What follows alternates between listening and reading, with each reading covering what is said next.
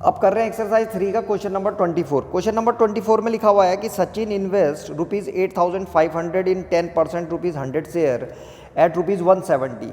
He sells the shares when the price of each share rise by ₹30। He invest the proceed in 12% ₹100 share at 125। Find number first the sales proceed, number 2 the number of ₹125 shares he buys, and number 3 the change in his annual income. तो इस question को कर रहे हैं solve. तो देखो कैसे करना है। इस क्वेश्चन में है कि Sachin invest ₹8,500 in 10% ₹100 share at ₹170। तो सबसे पहले हम ये निकाल रहे हैं कि इसने कुल कितने शेयर खरीदे, number of shares. Number of shares, तो number of shares is equal to होता है टोटल इन्वेस्टमेंट। टोटल इन्वेस्टमेंट कितनी करी है उसने अपॉन मार्केट वैल्यू। तो यहाँ पे लिख देंगे मार्केट वैल्यू। तो टोटल इन्वेस्टमेंट है 8,500, तो यहाँ पे लिखेंगे 8,500। ये टोटल इन्वेस्टमेंट हो गई अपॉन मार्केट वैल्यू कितने की है 170 की, तो यहाँ पे लिखेंगे 170। तो ये 7 से 0 से 0 कैंसिल, और 17 5 85, तो कितना आ गया ये 50।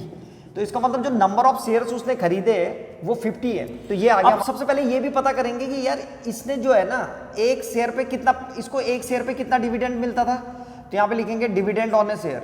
डिविडेंड ऑन ए शेयर, एक शेयर पे कितना डिविडेंड मिलता है, ये आगे काम आएगा हमारे। ये 10% वाला शेयर है, और इसकी जो नॉमिनल वैल्यू है वो ₹100 है। तो जो डिविडेंड निकाला जाता है वो हमेशा, जो डिविडेंड निकाला जाता है वो हमेशा नॉमिनल वैल्यू पे निकाला जाता है। मैं जितने भी हमने क्वेश्चन करे मैं हर क्वेश्चन में बता रहा हूँ। तो ये जो डिविडेंड ऑन ए शेयर आएगा वो 10% किस पे निकालेंगे, ये नॉमिनल वैल्यू पे। तो यहाँ पे लिखेंगे 10% ऑफ 100। तो 10% ऑफ 100 जो है 10 ही होता है। ये 10% का मतलब हो गया अपॉन 100 मल्टीप्लाइड बाय 100, ऑफ का मतलब मल्टीप्लाई। तो 100 से 100 कर दिया, तो कितना आ गया डिविडेंड 10। तो उसका टोटल डिविडेंड कितना बनता था इस पे, तो यहाँ पे लिखेंगे टोटल डिविडेंड। टोटल डिविडेंड, तो टोटल डिविडेंड जो आएगा number of share, number of share कितने थे 50, और डिविडेंड ऑन ए शेयर, एक शेयर पे कितना पैसा मिल रहा है उसको 10 रुपीज। तो उसकी जो टोटल डिविडेंड आता था वो 500 का था। अब क्या हुआ कि जब इसके शेयरों की कीमत जब 30 रुपए ज्यादा बढ़ी, तो इसने सारे के सारे शेयर बेच दिए। आ रहा समझ में, और उसने जो है आगे इन्वेस्ट कर दिया उस पैसे को, तो उसी को निकाल रहे हैं अब हम। तो यहाँ पे लिखेंगे अब हम, क्या हुआ जब मार्केट वैल्यू 30 रुपए और बढ़ी, तो अब यहाँ पे लिखेंगे न्यू एसपी, जो सेलिंग प्राइस थी वो कि इसने कितने में खरीदा था 170 का, तो 170 में 30 रुपए और बढ़ गए। अब जो शेयर प्राइस है वो 200 रुपए हो गई है। देखो शेयर मार्केट में जो है जो प्राइस होती है मार्केट वैल्यू वो घटती बढ़ती रहती है। तो इसने 170 का खरीदा था, अब 30 रुपए बढ़ चुके हैं, तो यानी कि कितने का हो गया शेयर 200 का। तो अब इसने 200 रुपीज के हिसाब से पूरे के पूरे कितने शेयर खरीदे थे इसने 50, सारे के सारे बेच दिए। तो न्यू एसपी हो गई 200।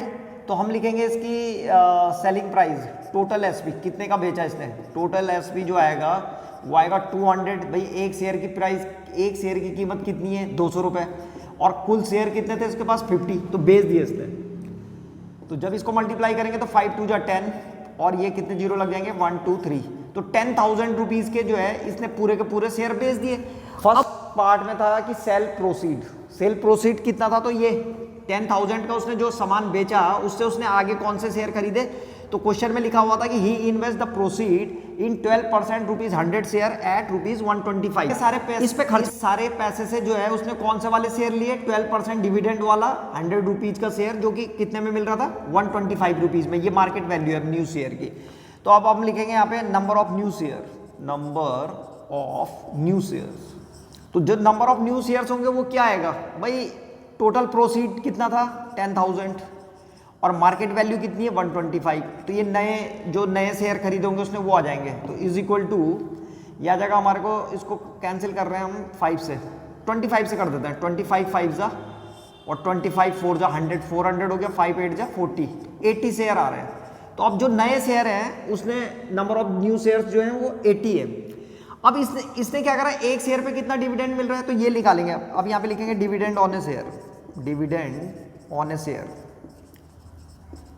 तो dividend on a share 12% of 100, 12% of 100 क्या है, नॉमिनल वैल्यू 100 थी, डिविडेंड ऑन ए शेयर निकाल रहे हैं तो डिविडेंड जो है हमेशा नॉमिनल वैल्यू पे निकलता है, नॉमिनल वैल्यू जो है इस नए शेयर की भी ₹100 है, तो यहाँ पे लिखेंगे 12% ऑफ 100, तो ये आ जाएगा हमारे पास 12% का मतलब हो गया अपॉन 100 और मल्टीप्लाइड बाय 100, तो ये 12 से 12 कट के कितना आ गया 12। इसका मतलब ये हुआ कि एक शेयर पे उसको कितना डिविडेंड मिलता था 12 रुपीज, तो उसके पास अब कितने शेयर है नए 80, तो टोटल डिविडेंड निकाल देंगे इसको, टोटल डिविडेंड, तो टोटल डिविडेंड जो आएगा वो आ जाएगा 12 मल्टीप्लाइड बाय 80, तो 12 8 से कितना होता है 96, तो 960, तो इतना डिविडेंड मिल रहा है उसको।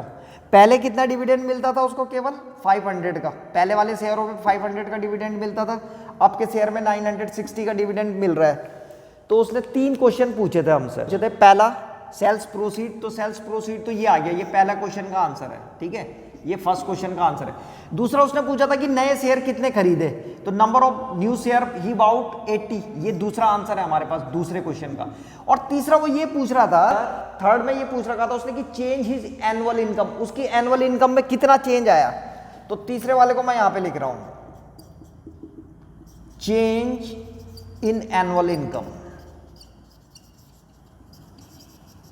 तो चेंज इन एनुअल इनकम अब कितना कमाने लग गया वो 960, पहले कितना कमाता था 500, तो माइनस 500 कर देंगे, तो कितना आ जाएगा ये आ जाएगा हमारे पास इज इक्वल टू 460।